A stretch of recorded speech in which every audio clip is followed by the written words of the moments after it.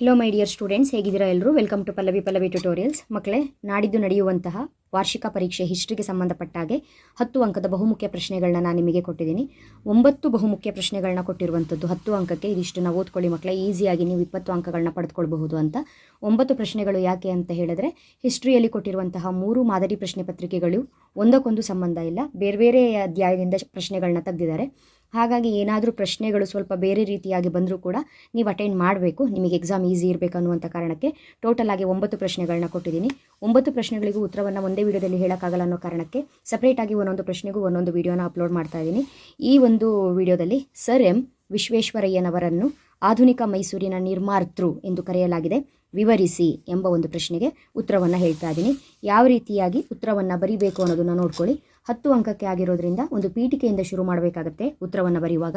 ಆಧುನಿಕ ಮೈಸೂರಿನ ಶಿಲ್ಪಿ ಮತ್ತು ನಿರ್ಮಾತೃ ಎಂದು ಕರೆಯಲ್ಪಟ್ಟಿರುವ ಸರ್ ಎಂ ವಿಶ್ವೇಶ್ವರಯ್ಯನವರು 1861 ಸೆಪ್ಟೆಂಬರ್ 15ರಂದು ಚಿಕ್ಕಬಳ್ಳಾಪುರ ಜಿಲ್ಲೆಯ ಮುದ್ದೇನಹಳ್ಳಿಯಲ್ಲಿ ಜನಿಸಿದರು. ತಂದೆ ಶ್ರೀನಿವಾಸ ಶಾಸ್ತ್ರಿ, ತಾಯಿ ವೆಂಕಟಲಕ್ಷ್ಮಮ್ಮ. ಕೃಷ್ಣರಾಜ ಒಡೆಯರು ಇವರನ್ನು ಮೈಸೂರಿನ ದಿವಾನರನ್ನಾಗಿ ನೇಮಿಸಿಕೊಂಡರು. ಇವರ ಆಡಳಿತ ಅವಧಿಯಲ್ಲಿ ಮೈಸೂರು ಸರ್ವತೋಮುಖ ಅಭಿವೃದ್ಧಿಯನ್ನು ಕಂಡಿತು. ಹಾಗಾದರೆ ಇವರು ಮಾಡಿರುವಂತಹ ಆಡಳಿತ ಸುಧಾರಣೆಗಳು ಯಾವುದು? ಆಡಳಿತಾತ್ಮಕ ಸುಧಾರಣೆಗಳು: ಶಾಸನ ಸಭೆಯ ಸದಸ್ಯರ ಸಂಖ್ಯೆಯನ್ನು 18ರಿಂದ 24ಕ್ಕೆ ಹೆಚ್ಚಿಸಲಾಯಿತು. ಹಳ್ಳಿಗಳ ಸುಧಾರಣೆಗಾಗಿ ಗ್ರಾಮ ಸುಧಾರಣಾ ಸಮಿತಿಗಳನ್ನು ಸ್ಥಾಪಿಸಲಾಯಿತು. ಮಲೆನಾಡು ಪ್ರದೇಶದ ಅಭಿವೃದ್ಧಿಗಾಗಿ ಒಂದು ಪ್ರತ್ಯೇಕ ಯೋಜನೆಯನ್ನು ರಚಿಸಲಾಯಿತು. ನೆಕ್ಸ್ಟು ಇವರು ಮಾಡಿರುವಂತಹ ಕೈಗಾರಿಕಾ ಅಭಿವೃದ್ಧಿ. ಕೈಗಾರೀಕರಣ ಇಲ್ಲವೇ ವಿನಾಶ ಎಂಬುದು ಸರ್ ಎಂ ವಿಶ್ವೇಶ್ವರಯ್ಯನವರ ಪ್ರಸಿದ್ಧ ಘೋಷಣೆಯಾಗಿತ್ತು. ಇವರ ಆಡಳಿತ ಅವಧಿಯಲ್ಲಿ ಮೈಸೂರು ರಾಜ್ಯದಲ್ಲಿ ಆರಂಭವಾದ ಕೈಗಾರಿಕೆಗಳೆಂದರೆ ಮೈಸೂರು ಗಂಧದ ಎಣ್ಣೆ ಕಾರ್ಖಾನೆ, ಭದ್ರಾವತಿ ಕಬ್ಬಿಣದ ಕಾರ್ಖಾನೆ. ಇವರ ಅವಧಿಯಲ್ಲಿ ಸಣ್ಣ ಕೈಗಾರಿಕೆಗಳು ಅಭಿವೃದ್ಧಿಗೊಂಡವು. ಗುಡಿ ಕೈಗಾರಿಕೆಗಳಾದ ನೇಕಾರಿಕೆ, ಕುಂಬಾರಿಕೆ, ಹೆಂಚು, ಮರಗೆಲಸ, ಚಾಪೆ, ಚರ್ಮದ ವಸ್ತುಗಳು, ಬೀಡಿ, ಅಗರಬತ್ತಿ ಕೈಗಾರಿಕೆಗಳು ಸ್ಥಾಪಿಸಲ್ಪಟ್ಟವು. ಸರ್ ಎಂ ವಿಶ್ವೇಶ್ವರಯ್ಯನವರು ಮಾಡಿರುವಂತಹ ಶೈಕ್ಷಣಿಕ ಸುಧಾರಣೆಗಳು: ಪ್ರತಿಯೊಂದು ದೇಶದ ಪ್ರಗತಿಯು ಮುಖ್ಯವಾಗಿ ಅಲ್ಲಿನ ಶೈಕ್ಷಣಿಕ ಪ್ರಗತಿಯ ಮೇಲೆ ಅವಲಂಬಿತವಾಗಿವೆ ಎಂದು ನಂಬಿದ್ದ ಸರ್ ಎಂ ವಿಶ್ವೇಶ್ವರಯ್ಯನವರು ಮೈಸೂರು ರಾಜ್ಯದ ಶೈಕ್ಷಣಿಕ ಪ್ರಗತಿಗಾಗಿ ದುಡಿದರು. ಇವರು ಕಡ್ಡಾಯ ಪ್ರಾಥಮಿಕ ಶಿಕ್ಷಣವನ್ನು ಜಾರಿಗೊಳಿಸಿದರು.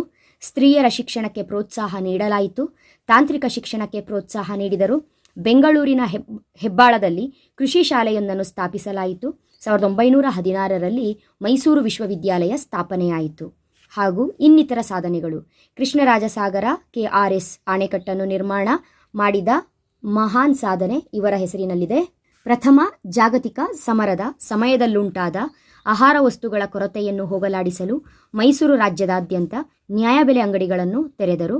ಇವರು ರಚಿಸಿರುವಂತಹ ಕೃತಿಗಳು: ಸರ್ ಎಂ ವಿಶ್ವೇಶ್ವರಯ್ಯನವರು ಹಲವು ಕೃತಿಗಳನ್ನು ರಚಿಸಿದ್ದಾರೆ. A vision of prosperous Mysore, reconstructing India, rapid development of industries, planned economy for India. Sir M ವಿಶ್ವೇಶ್ವರಯ್ಯನವರು 1918ರಲ್ಲಿ ದಿವಾನ್ ಪದವಿಗೆ ರಾಜೀನಾಮೆ ನೀಡಿದರು. ಬ್ರಿಟಿಷ್ ಸರ್ಕಾರವು ಇವರ ಸೇವೆಯನ್ನು ಮೆಚ್ಚಿ ಸರ್ ಎಂಬ ಬಿರುದು ನೀಡಿ ಗೌರವಿಸಿತು. 1955ರಲ್ಲಿ ಭಾರತ ಸರ್ಕಾರವು ಭಾರತ ರತ್ನ ಪ್ರಶಸ್ತಿಯನ್ನು ನೀಡಿ ಗೌರವಿಸಿತು. ಇವರು ಈ ಪ್ರಶಸ್ತಿ ಪಡೆದ ಮೊದಲ ಕನ್ನಡಿಗರಾಗಿದ್ದಾರೆ. 101 ವರ್ಷಗಳು ಬದುಕಿದ ಇವರು 1962ರಲ್ಲಿ ನಿಧನ ಹೊಂದಿದರು. ಸೊ ಇದಿಷ್ಟು ಕೂಡ ಸರ್ ಎಂ ವಿಶ್ವೇಶ್ವರಯ್ಯನವರನ್ನು ಆಧುನಿಕ ಮೈಸೂರಿನ ನಿರ್ಮಾತೃ ಎಂದು ಕರೆಯೋದಕ್ಕೆ ಕಾರಣ. ಈ ಪ್ರಶ್ನೆಗೆ ಇಷ್ಟು ಉತ್ತರವನ್ನು ಬರಿಬೇಕು. ಮುಂದಿನ ವಿಡಿಯೋದಲ್ಲಿ ಇನ್ನೊಂದು 10 ಅಂಕದ ಬಹುಮುಖ್ಯ ಪ್ರಶ್ನೆ ಹಾಗೂ ಅದಕ್ಕೆ ಉತ್ತರವನ್ನು ಅಪ್ಲೋಡ್ ಮಾಡ್ತೀನಿ. ಅಲ್ಲಿವರೆಗೂ ಚೆನ್ನಾಗಿ ಓದ್ಕೊಳ್ಳಿ. Thank you. All the best.